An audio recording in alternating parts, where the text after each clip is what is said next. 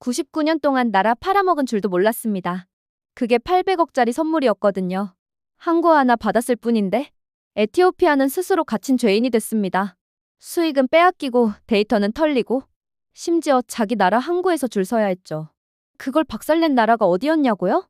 다들 그냥 무시하던 한국이었다고 합니다. 대체 에티오피아에 무슨 일이 벌어진 것일까요? 지금 바로 확인해 보시죠. 안녕하세요. 저는 사무엘입니다. 에티오피아에서 가장 큰 해운회사를 운영하고 있어요. 회사 이름은 블루스타 해운이죠. 매일 아침 눈을 뜨면 배와 화물 생각부터 했습니다. 바다 건너 물건들을 어떻게 옮길지 고민했어요.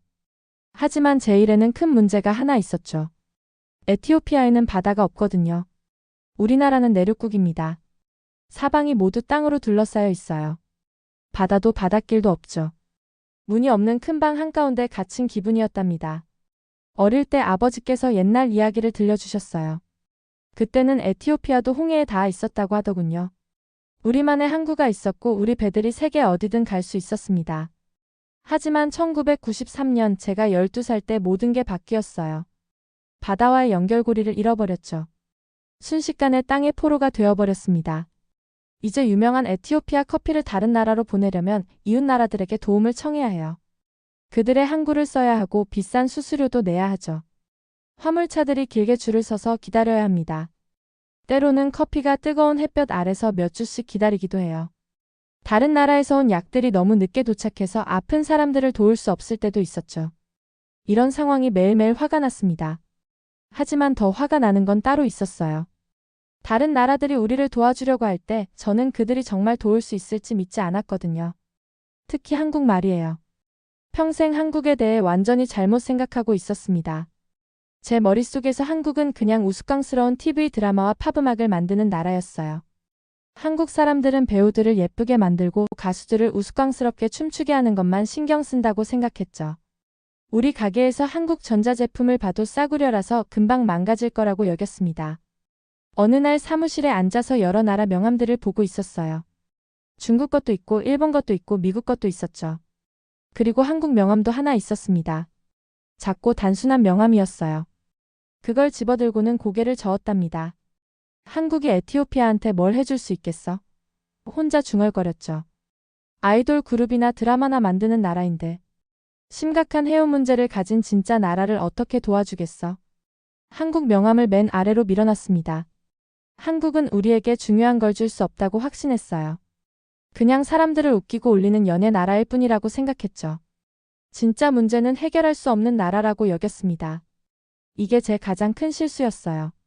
그때 중국에서는 매달 대표단을 에티오피아로 보냈습니다. 비싼 양복을 입고 약속들로 가득한 두꺼운 파일을 들고 왔어요. 수백억 달러 이야기를 했죠. 거대한 항구와 큰 크레인 축구장만큼 긴 배들 사진을 보여줬습니다. 아프리카에서 가장 현대적인 항구를 지어드리겠습니다. 라고 말했어요. 800억 달러요. 최고 기술로 가장 빠른 배들로요. 에티오피아가 동아프리카 해운의 중심지가 될 겁니다. 800억 달러라는 말을 들었을 때 눈이 휘둥그레졌어요. 상상도 할 수 없는 큰 돈이었거든요. 우리나라가 몇 년 동안 벌어들이는 돈보다도 많았죠. 중국의 도움으로 해결할 수 있을 모든 문제들을 생각했습니다.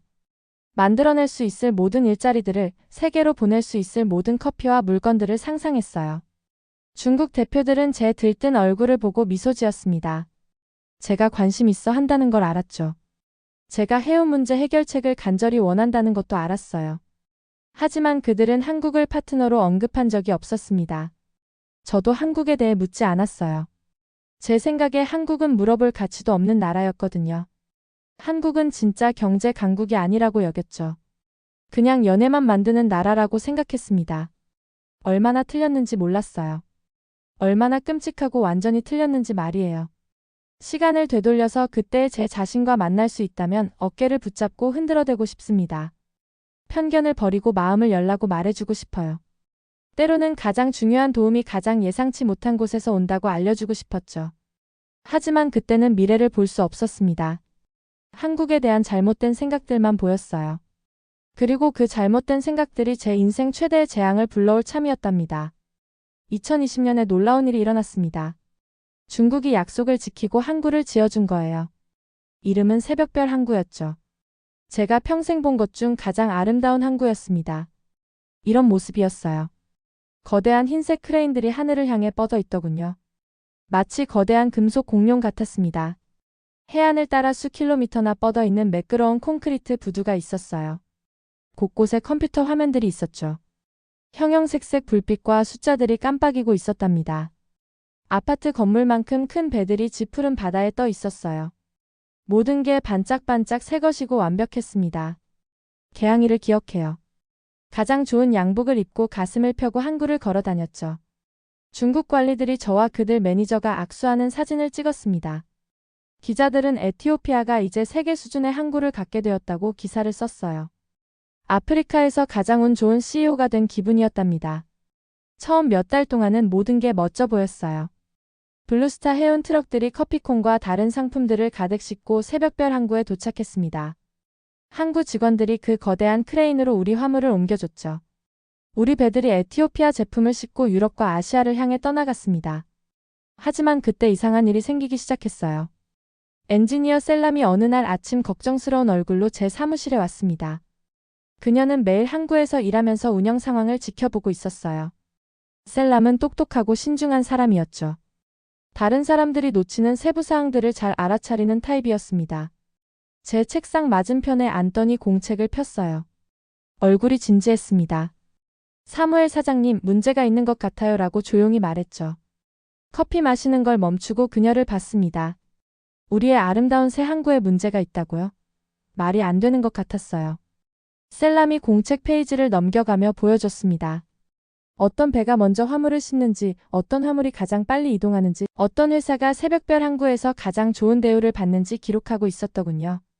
우리 블루스타 화물은 그냥 기다려야 해요 라고 설명했습니다. 때로는 며칠씩요. 하지만 중국 배들은 어떤가요? 바로 맨 앞으로 가더라고요. 매번 그래요. 속이 텅 빈 기분이었어요. 이럴 수가 없었죠. 우리는 에티오피아 사람들이에요. 이건 우리나라에 있는 우리 항구였거든요. 왜 에티오피아 화물이 기다려야 하는데 중국 화물은 특별 대우를 받는 거죠? 하지만 셀람에게는 더 나쁜 소식이 있었습니다. 훨씬 더 나쁜 소식이요. 근무하는 동안 항구의 컴퓨터 시스템을 지켜보고 있었다고 했어요. 대부분의 직원들이 집에 간 늦은 밤에 아주 이상한 걸 발견했답니다. 우리 배들, 우리 화물, 우리 고객들, 우리 사업에 관한 모든 정보가 다른 곳으로 전송되고 있었어요. 매일 밤 시계처럼 정확하게 데이터가 한국 컴퓨터에서 중국 베이징으로 흘러갔습니다. 잠깐 생각해 보세요. 누군가 당신의 모든 개인 메시지를 읽고 다른 나라 낯선 사람에게 복사본을 보낸다고 상상해 보세요. 우리 사업 정보에 바로 그런 일이 일어나고 있었던 거예요. 중국은 우리 해운 운영에 대해 모든 걸 알고 있었습니다. 고객들 이름도 우리가 얼마나 벌었는지도 어떤 제품을 언제 배송하는지도 다 알고 있었어요. 속이 뒤틀렸습니다. 제가 그렇게 자랑스러워했던 이 아름다운 항구가 사실은 스파이 센터였던 거죠. 하지만 최악의 발견은 아직 남아 있었어요. 중국과의 계약서를 다시 읽어보기로 했습니다. 2년 전에 서명했지만 새 항구를 갖게 된다는 흥분 때문에 모든 단어를 꼼꼼히 읽지 않았거든요. 그날 밤늦게 두꺼운 계약서를 사무실 책상에 펼쳐놨습니다. 이해하기 어려운 법률 용어들이 페이지마다 가득했어요. 하지만 거기서 47페이지 맨 아래 작은 글씨로 숨어있는 문장을 발견했죠. 모든 걸 바꿔버린 그 문장을요. 중국 회사가 새벽별 항구의 모든 해운 운영을 99년 동안 통제한다는 내용이었습니다. 99년이요. 그 말은 제 아이들도 제 아이들의 아이들도 그들의 아이들도 여전히 이 항구에서 중국의 통제를 받는다는 뜻이었어요. 하지만 더 심각한 게 있었습니다. 계약서에는 우리가 모든 수익의 60%를 그들에게 지불해야 한다고 나와 있었죠. 게다가 그들은 원할 때마다 항구 사용료를 올릴 수 있었어요. 그리고 이미 1000% 올려버렸더라고요. 그날 밤 어두운 사무실에 앉아서 그 끔찍한 계약 조항들을 바라봤습니다. 중국이 우리에게 선물을 준 게 아니라는 걸 깨달았어요. 아름다운 함정을 준 거였죠. 그리고 우리는 눈을 감고 그 안으로 걸어 들어간 거였습니다. 그날 밤은 제 인생에서 가장 어두운 밤이었습니다. 사무실에 혼자 앉아서 우리나라를 함정에 빠뜨린 끔찍한 계약서를 바라봤어요. 페이지 위에 숫자들이 저를 비웃는 것 같았죠. 99년간의 통제, 우리 수익의 60%, 1000% 인상된 수수료. 우리는 우리 자신의 항구에서 죄수가 되어버렸습니다. 절망적이었어요. 완전히 절망적이었죠. 바다 한가운데서 익사하는데 아무도 구해줄 사람이 없는 기분이었답니다. 사무실은 조용했어요. 벽에 걸린 오래된 시계의 똑딱똑딱 소리만 들렸죠. 그 시계는 할아버지 것이었습니다. 할아버지에게서 물려받은 몇 안 되는 것 중 하나였어요. 시계 옆에는 할아버지의 오래된 나무 보물 상자가 먼지를 뒤집어 쓰고 앉아 있었습니다. 그 상자 안을 제대로 들여다본 적이 없었어요. 그냥 책상 위에 놓여있는 물건이었죠. 제가 그렇게 사랑했던 할아버지를 떠올리게 해주는 것 정도였습니다. 하지만 그날 밤 너무 절망적이고 외로웠던 저는 상자를 열어보기로 했어요. 무거운 뚜껑을 들어 올리자 상자가 삐걱거렸습니다. 안에는 가장자리가 누렇게 변한 오래된 사진들과 옛날 동전들, 그리고 아주 오래된 작은 가죽 공책이 들어 있었어요. 가죽은 갈라지고 닳아 있었답니다. 누군가 주머니에 넣고 단연간 가지고 다닌 것 같았죠.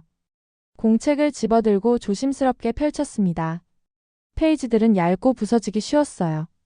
할아버지의 손글씨가 바랜 파란 잉크로 모든 페이지를 채우고 있었습니다. 첫 페이지 맨 위에 이렇게 쓰여 있더군요. 한국 전쟁에서 보낸 나의 시간 1952년. 심장이 멈췄어요. 한국 전쟁이라고요? 할아버지가 한국 전쟁에 참전하셨다고요? 어떻게 이런 걸 전혀 몰랐을까요?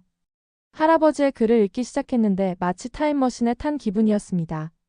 할아버지는 자유의 여신이라는 큰 배를 타고 바다를 건너간 이야기를 썼어요. 추운 한국의 겨울과 멀리서 들리는 총소리에 대해서도 썼죠. 무서워하고 향수병에 걸려서 에티오피아가 그리웠던 이야기, 과연 집에 돌아갈 수 있을지 궁금해했던 이야기를 적었습니다.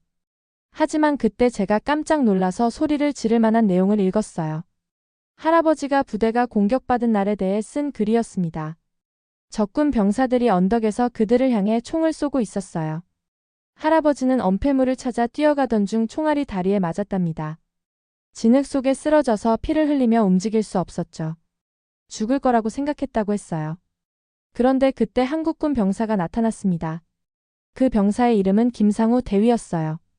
총알이 사방으로 날아다니는데도 김대위는 진흙을 기어가며 할아버지에게 다가왔답니다. 할아버지를 큰 바위 뒤 안전한 곳으로 끌고 갔어요. 할아버지는 목이 말라 죽을 지경이었습니다. 물통에 총알 구멍이 뚫려 있었거든요. 김대위는 자신의 물통을 꺼내서 소중한 물을 할아버지 입에 부어줬어요. 전쟁 중에 물이 금보다 귀할 때 이 한국 병사가 아프리카에서 온 낯선 사람과 자신의 물을 나눠준 거였습니다. 그들은 그 바위 뒤에서 몇 시간 동안 있었어요. 전투가 끝나기를 기다리면서요. 김대위는 영어를 잘 못했고 할아버지는 한국어를 전혀 할 수 없었습니다. 하지만 말이 필요 없었어요.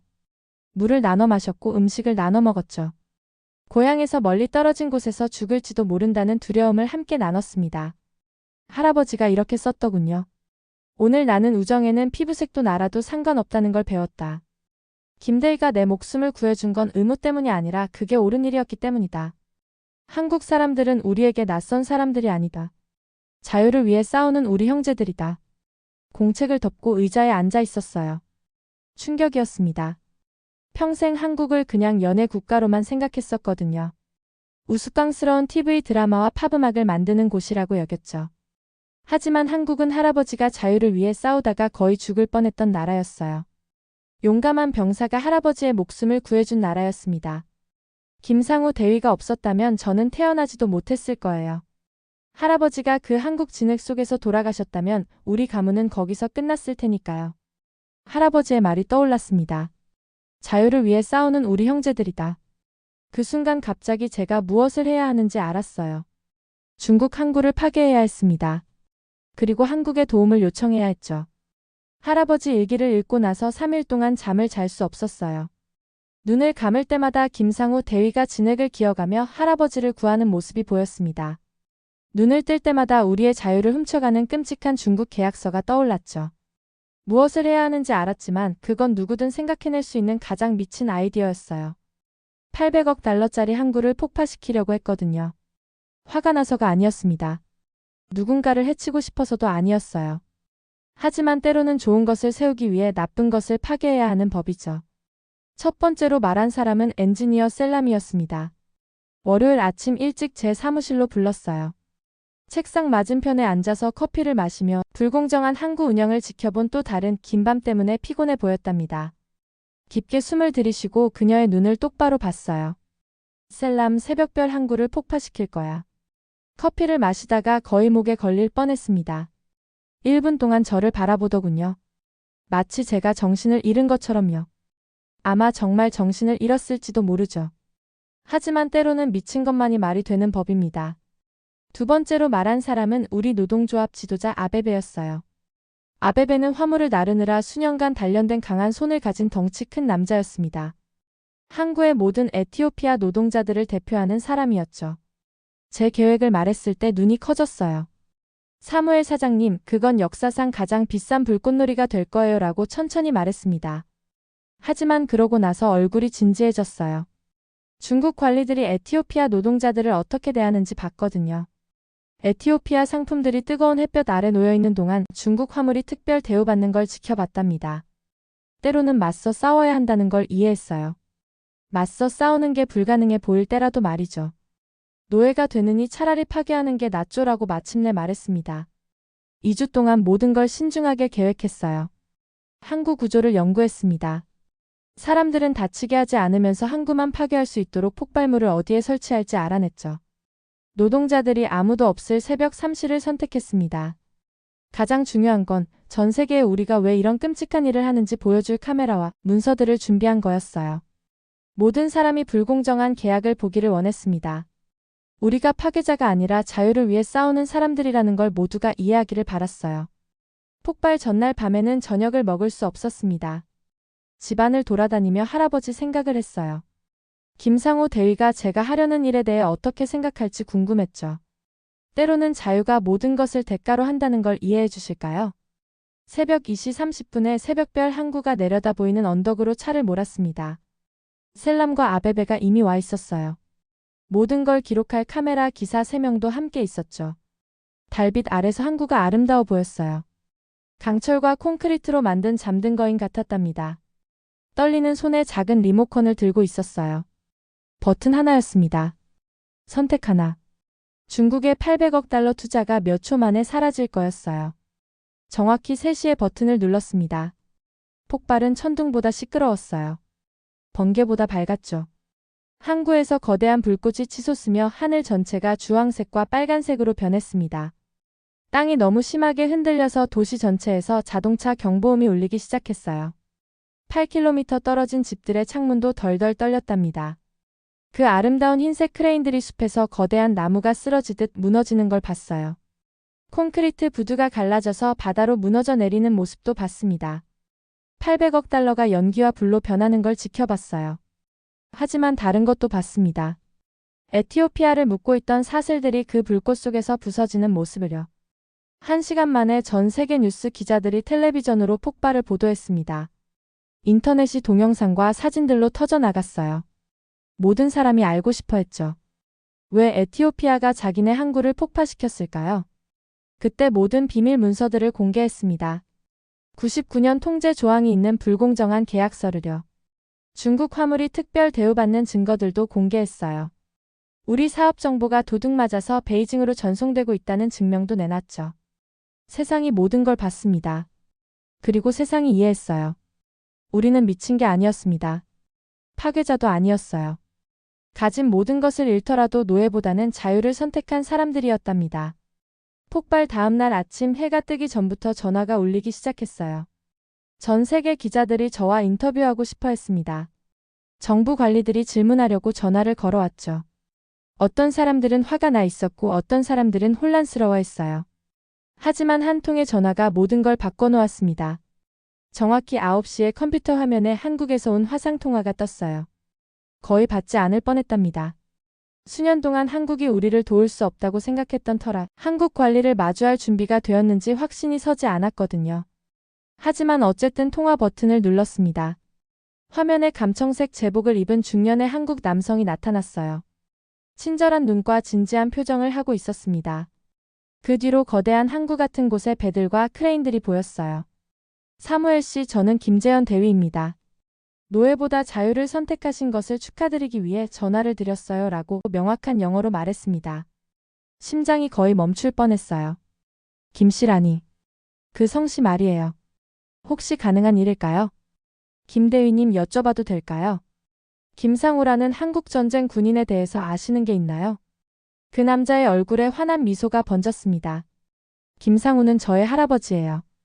그런 질문을 하신다는 건 당신의 할아버지가 1952년에 저희 할아버지가 구해주신 에티오피아 군인이라는 뜻이겠군요. 볼에 눈물이 흘러내렸어요. 기적 같은 일이었습니다. 마치 할아버지와 김상우 대위가 시간을 초월해서 손자들을 통해 서로 대화하고 있는 것 같았어요. 김재현 대위는 할아버지가 평생 그 에티오피아 군인에 대해 이야기했다고 말했습니다. 얼마나 용감했는지, 함께 나눈 우정에 얼마나 감사했는지, 언젠가 다시 에티오피아를 도울 수 있기를 항상 바랐다고 했어요. 오늘 한국이 에티오피아를 돕겠다는 약속을 지킬 겁니다. 라고 김대희가 말했어요. 그 다음에 일어난 일은 불가능한 것들이 현실이 되는 마술쇼를 보는 것 같았습니다. 24시간 만에 한국이 일본, 인도, 이스라엘에 연락했어요. 모두 에티오피아 선박들에게 자국 항구를 개방하기로 동의했습니다. 더 이상 하나의 항구에만 의존하지 않아도 됐어요. 더 이상 긴 줄을 서서 기다리지 않아도 됐죠. 더 이상 불공정한 수수료도 내지 않아도 됐습니다. 일본 항구 관리자는 친구가 필요하다는 게 무슨 의미인지 자신들도 안다고 말했어요. 인도는 거대한 뭄바이 항구를 열어주며 모든 아프리카 화물을 공정하게 대우하겠다고 약속했습니다. 이스라엘은 홍해의 에일라트 항구를 사용하라고 초청해서 유럽 시장으로의 직접 경로를 제공해줬어요. 하지만 가장 놀라운 일은 유엔에서 일어났습니다. 한국이 모든 내륙국을 위한 공정한 해양 접근이라는 결의안을 제출했어요. 어떤 단일 국가도 다른 나라의 바다 접근을 통제할 수 없어야 한다고 주장했습니다. 이 결의안이 왜 필요한지 증명하기 위해 우리의 끔찍한 중국 계약서를 세계에 보여줬죠. 투표가 시작됐을 때 가슴이 두근거리며 텔레비전으로 지켜봤어요. 하나씩 나라들이 손을 들어 우리를 지지해줬습니다. 미국 찬성, 영국 찬성, 프랑스 찬성, 브라질 찬성. 총 13개국이 찬성표를 던졌어요. 중국만 반대했습니다. 러시아는 아예 투표하지 않았어요. 결의안이 통과됐어요. 역사상 처음으로 유엔이 내륙국들이 바다에 공정하게 접근할 권리가 있다고 공식 선언한 거였습니다. 3개월 후에는 더욱 놀라운 일이 일어났어요. 전 세계 16개 내륙국이 에티오피아에서 만나 내륙국 자유연맹을 창설했습니다. 바다는 모든 사람의 것이지 우연히 바다에 닿아 있는 나라들만의 것이 아니라는 협정에 모두 서명했어요. 제 블루스타 해운회사는 거의 파산 직전에서 동아프리카에서 가장 성공한 해운회사가 됐습니다. 이제 하나가 아닌 5개의 다른 항구를 사용할 수 있게 됐어요. 운송 비용이 30% 떨어졌습니다. 화물이 이전보다 5배 빨리 움직였어요. 하지만 가장 좋은 부분은 돈이나 성공이 아니었습니다. 가장 좋은 건 에티오피아 커피를 세계로 운반하는 첫 번째 한국 선박이 우리 임시 항구에 도착하는 걸 지켜보는 거였어요. 김재현 대위가 직접 그 배를 지휘하고 있었답니다. 70년 전 할아버지와 제 할아버지가 시작한 우정을 이어가고 있었죠. 이 모든 경험에서 아주 중요한 걸 배웠습니다. 때로는 필요한 도움이 가장 예상치 못한 곳에서 옵니다. 때로는 작거나 중요하지 않다고 생각했던 나라들이 가질 수 있는 가장 크고 중요한 친구들로 판명되기도 해요. 한국이 저에게 가르쳐준 건 우정은 크기나 힘에 관한 게 아니라는 거였습니다. 약속을 지키고 어려운 시기에 서로 돕는 것에 관한 거예요. 할아버지 말씀이 맞았습니다. 한국 사람들은 정말로 자유를 위해 싸우는 우리 형제들이었답니다. 오늘의 사연은 여기까지입니다. 사연이 마음에 드셨다면 구독과 좋아요 부탁드려요. 여러분의 버튼 하나로 영상 제작에 큰 힘이 됩니다. 다음에 더 큰 감동적인 사연으로 찾아뵙겠습니다. 감사합니다.